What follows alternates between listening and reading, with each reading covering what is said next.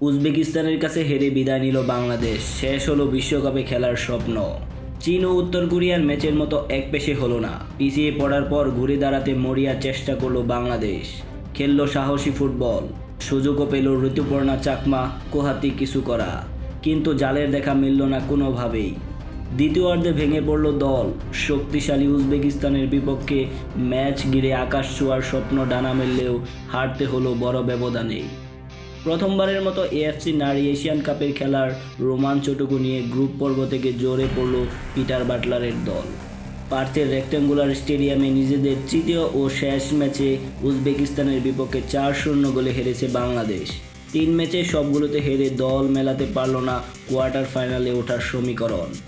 গ্রুপে 4 দলের মধ্যে তলানিতে থেকে শেষ করল আসর। 3 গ্রুপের চ্যাম্পিয়ন ও রানার্স আপ এবং তৃতীয় হওয়া দলের মধ্যে থেকে সেরা 2 দল পাবে কোয়ার্টার ফাইনালের টিকিট, এবং গ্রুপের চ্যাম্পিয়ন এবং রানার্স আপ দল সরাসরি খেলবে আগামী বিশ্বকাপ। সেই সুবাদে বাংলাদেশের স্বপ্নভঙ্গ হলো আগামী বিশ্বকাপ খেলার আশা।